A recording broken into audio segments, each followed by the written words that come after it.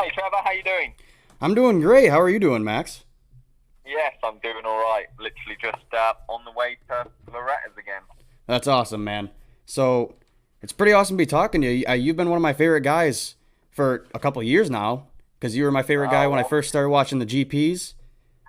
oh, sweet. No, cool. No, Yep. Well, it's in America now, so no, it's cool. Yeah, so you finished 12th in MXGP last year. That's not too bad at all. Um, you got a Uh, race win at MXGP of Belgium. You were doing pretty good yeah. over there. What made you come over here? Well, yeah. I mean, last year I was strong by the end of the year. Like I won the second moto in Lommel, and I was really good. And it was a shame that I crashed and then I punctured my lung actually in the second moto in Lommel. So I missed the last 3 or 4 rounds. So it was a shame I missed the last few rounds of the series, and right at that point, myself and Glenn Coldenoff, we'd really got the bike dialed in, and we both just started stepping it up. And it was a shame that I missed the last few races. But no, to be honest, I had a great time there, and I've been there for the last 8 years or so, racing the World Championship, and then I went to MXGP and I won the Motocross of Nations. I've been on the podium a fair few times. I won a lot of MX2 races.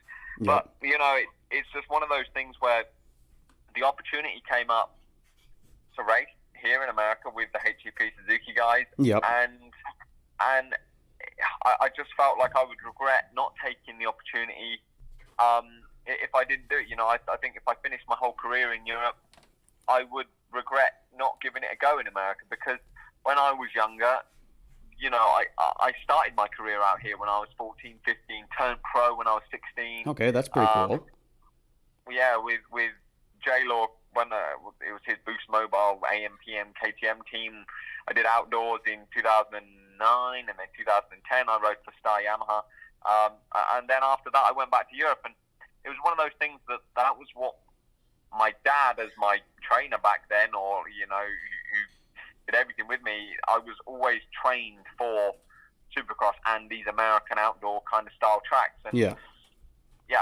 it was just, I got the opportunity, and I felt like I'd be pretty good at it. There's not many Europeans that can come over and ride Supercross or ride these American style tracks, because they Yeah. are so different. Yeah. So it's one of those where the opportunity was there to do it, and I felt like, if I would be stupid not to take it. So I'm back here and trying to make my life work. I moved from Belgium at the end of the year in December. Unfortunately, I tore my Achilles, so I didn't get to race Supercross, and I'm now 8 months post surgery from that. The doctors tell me that I'm not going to feel normal until I'm at a year, but I was nervous going into the first race, because there's a difference between practicing and racing with an injury like this. But Oh, yeah. It wasn't too bad, so I've got to keep building, and throughout this outdoor season, I'm only going to get stronger and better, and then hopefully going into next year's Supercross season, I'll be back to close to 100%. All right. That's pretty awesome, though. I was unaware that you got injured. I didn't even know you were coming over, honestly, because Yeah. it's hard to see, like, a lot of guys from MXGP. They don't change over here, so I didn't know that. I didn't hear anything about that. And then when I saw you over here, I'm like, whoa, that's pretty awesome. And you did not too Yeah, you didn't do too bad at normally Loretta's. when you're young, you've got the Jet Lawrence and Hunter Lawrence. Like when you're Yeah. young, you get the opportunity to come over. But Oh normally, yeah. everyone has been telling me for years, "Oh, you're too old to go to America. You need to go on a 250 and this and that." And I was just like, I kept searching, and I had Jimmy Button, who was actually my manager, my agent over here, and we came out here in October, me and my wife, to get married actually, and just literally brought a bag with holiday, vacation clothes, like to come and get married. I was completely in off season. I thought that I was going to be racing GPs, and we came out here, went on a honeymoon to the Caribbean, and literally the whole time on the honeymoon, I was on the phone to Jimmy saying, "Should we get on a plane back to Europe, or are we getting on a plane to California?" And in the end, I flew to California, tested with Suzuki, and made it happen. So that's what. Pretty awesome then. Yeah. Um, that's all great. I just got a couple more questions for you here. So how was the No change from MXGP to Lucas Oil Pro Motocross, or America in general? How was the change? Was it hard? Yeah, I mean, I've lived in Belgium for the last 3 or 4 years, so it's actually easier in a way because of the language. Like, we speak the same language here. Yeah. And because I was out here when I was younger, I kind of knew a bit more what to expect. Obviously, I'm 27 now, so I'm a lot more doing things my way. But the change, I mean, I've only done one race, so the biggest challenge at the moment has just been, I mean, like changing any team, any bike, anywhere in the world, it's just figuring out the bike, figuring out the team, figuring out the people, trusting the people, Yep. figuring out, you know, what with the suspension, with the engine, how you want things. The hardest thing for me is setting the bike up for America because in Europe I've got so much experience on the tracks, so you know I know what to do around Lommel, I know what to do when I go to Italy or France, or Yeah. I know a lot more what to do. So Whereas every track here, you got everything already, and then you come over here and like it's going different. into Loretta's, going into Ironman, going into these American nationals. To be honest, the biggest challenge is I'm going in a little bit blind. I think I've set the bike up all right, but I'm not like too sure. But then, yeah, we did the first race, and I was in the ballpark. I wasn't too far away at all. I was in the top 10, and I was battling in there, and I was like, all right, sweet, this is fine because I'm only going to get better from here. So that leads me to the next question too: was how was the team change and the Suzuki? Suzuki over here, and actually in Europe a lot now, is considered the worst bike out there. But I don't see, like when I look at the stats and stuff, it doesn't seem that bad.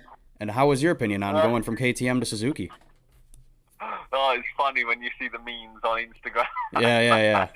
Yeah, no, honestly, well, I mean, my starts are good, and Savagi's and Noran's starts were also good on the JGR bike, so Yeah. that's one main thing. Suzuki was out front pretty much all starts in the day, except 250s. The Yamahas were up there, but yeah, but I mean, all right,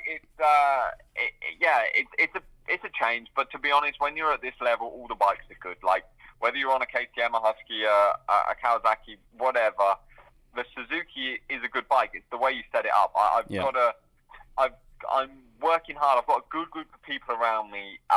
With Dave, my mechanic, and Clark, he's our crew chief, and they have got a lot of experience over here, so they're really, a really huge benefit to me.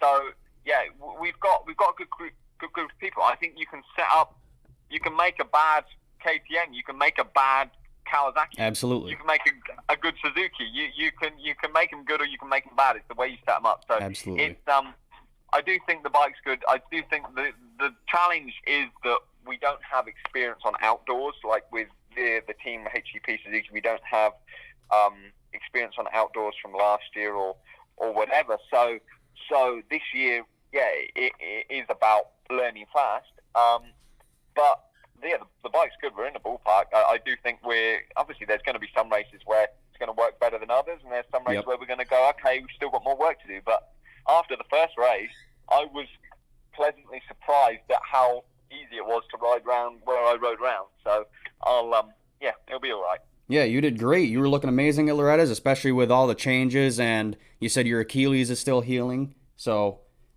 I think you're going to do great throughout the season, honestly, because it looks like you're learning very quickly already. So that's what I'm trying to do. So no, I'm excited. I'm excited for tomorrow, and see where it goes. All right. Thank you for doing this interview. It's awesome to talk with an amazing racer like you. I think you have a lot of potential over here in the U.S., and I hope to see you battling in the top 5 here soon, or even for a podium. So yeah, well, I'll do my best. Well, thank you very much, all right.